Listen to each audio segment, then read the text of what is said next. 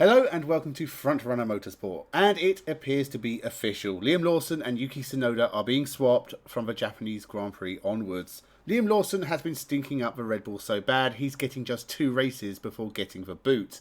The sad thing is, many people called this before the season began. I did.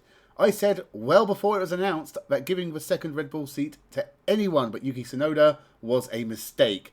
But they went and did it anyway. Let's take a look at what's gone wrong for Liam Lawson, how he and Tsunoda got to this point, and is this the right move so early in the season? What does it mean for the future of Red Bull and the Visa Cash App Racing Bulls team? Make sure you subscribe and let's jump into the video. The biggest problem for Liam Lawson is he and Yuki Tsunoda are about the same age. Yuki is not quite 2 years older than Lawson. They even raced against each other a couple of times before they made it to Formula 1. Liam Lawson began his car career in New Zealand in 2015, before Yuki did in Japan in 2016. They raced against each other in Euro Formula, Formula 3, and at the Macau Grand Prix in 2019, and the 2020 Toyota Racing Series. Looking at each one, Liam Lawson was runner-up in Euro Formula to Marino Sato, whilst Yuki was only in 4th. Lawson taking 4 wins to Tsunoda's 1. Liam Lawson finished that year's Macau Grand Prix in 7th, 4 places ahead of Yuki Tsunoda. Yuki did turn it around in Formula 3 with a win and a 9th place overall, with Liam Lawson a couple of places behind him, but Lawson would go on to finish runner-up in the Toyota Racing Series, with Tsunoda again a couple of places behind. So, when they have raced each other, they have been fairly close, with Liam Lawson finishing on top more often. But Yuki Tsunoda got the move up to Formula 2 in 2020, whilst Liam Lawson had to wait until 2021. At that point, Yuki Tsunoda had finished 3rd for Carlin in Formula 2, taking 3 wins and only finishing 15 points behind champion Mick Schumacher.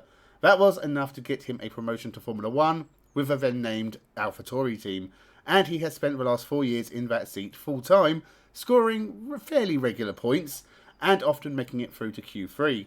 Liam Lawson, meanwhile, spent 2 years in Formula 2, finishing 3rd in 2022, runner-up in DTM also in 2022, and runner-up in Super Formula in 2023. He made his Formula 1 debut in 2023 as Yuki's teammate at AlphaTauri, in place of Daniel Ricciardo, who had broken his hand.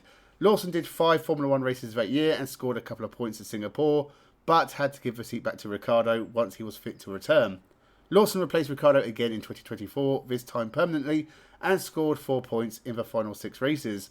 3 9th place finishes was apparently enough to convince Red Bull to promote him to the vacant seat left by Sergio Perez, instead of the vastly more experienced Yuki Tsunoda, who before this season began had racked up 87 starts compared to Liam Lawson's 11. That's why it's so perplexing Red Bull gave the seat to Liam Lawson over Yuki Tsunoda in the first place. I can only imagine it's because even after 4 full seasons in Formula 1, Yuki Tsunoda does still make the odd mistake. Maybe between Christian Horner and Helmut Marko and other Red Bull bigwigs, they decided Yuki had a ceiling and Lawson had more potential long term. What I think has been proven is that A, maybe 11 races with a best finish of 9th is not enough to immediately get a promotion to one of the top Formula 1 teams, and B, the Red Bull might not be the easiest car on the grid to get to grips with. Compared to the other rookies, Lawson has failed to qualify ahead of any of them in the first 2 Grand Prix of 2025, and technically he lost out to Jack Doohan in China, only for Doohan to get a penalty. It's not good enough for the second Red Bull driver to perform that poorly, but Sergio Perez struggled with the car all through last year, and he wasn't a bad driver. He took 5 wins for Red Bull and finished runner-up behind Max Verstappen in 2022. Something about the Red Bull has changed. We saw in China that even Max had no pace for the first half of the race, and only in the second half was he able to get ahead of the Ferraris. Too late to challenge for a podium. The exact issue is something only Red Bull know, and maybe they're not even sure why this is happening. How Yuki Tsunoda performs in Japan will be a real eye-opener for everyone. If he does badly, then Red Bull are going to need to look at themselves to solve the problem. If Tsunoda does well, then Sergio Perez will just completely pass his prime, and Liam Lawson just isn't that good. Or maybe he needs more experience with less pressure on his shoulders. That creates a whole new set of problems for Red Bull. If Yuki Tsunoda doesn't perform, do you replace him as well, or swap him and Liam Lawson back again? Surely they wouldn't give Isaac Hadjar the seat so early in his career, but then he only needs to get to mid-season to be as experienced as Liam Lawson was when he was called up. Do you get rid of Liam Lawson?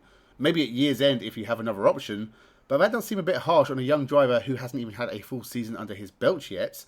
Who else could you replace him with? Mid-season? Practically no one, unless you want to give Daniel Ricciardo or Sergio Perez a call, and given their performances last year, they're not going to do any better than Lawson. Red Bull have a lot of junior drivers in Formula 2 and 3, but none are ready for Formula 1. Arvid Lindblad is a great driver, but he needs more time. Oliver Gerfer and Pepe Marti aren't good enough, and the likes of Tim Tramnitz and Nicolas Solov are very much not ready. So they are stuck with their current 4 drivers for the season. Well, there is another Japanese driver, Racing Bull reserve Ayumu Iwasa, currently leading the Super Formula Championship after 2 races, and someone who is very capable. I think if Red Bull still had Honda engines, then having 2 Japanese drivers may have happened. And it still could, but there's probably less impetus to make it happen. There's also the fact that keep switching drivers around makes it look like you have no idea what you are doing, and the shareholders may decide to make a few more changes. The best outcome now for Red Bull is Yuki Tsunoda doing a better job than Lawson for the rest of this season, whilst the latter rebuilds his confidence in the Racing Bull. Beyond this season, who knows? Red Bull tried to get Alex Albon back to replace Perez. Maybe they would try again. Maybe they'd try and tempt Carlos Sainz back into the fold. Maybe they'd go in a completely different direction. All we know for certain is this is going to be a very difficult year to navigate for Red Bull. One positive for Liam Lawson is he only has to look at others on the grid to see victims of Red Bull still in Formula 1 and doing fine. Pierre Gasly is a race winner and still around with Alpine. His replacement Alex Albon has looked like a new man since joining Williams. Carlos Sainz Jr. left Toro Rosso a long time ago and has since become a race winner. There is plenty of opportunity for the young Kiwi to bounce back, either with Red Bull or without. As for Yuki Tsunoda, I wish him the best. He's one of my favourite drivers on the grid, and he should have already been in this car from race 1 of 2025.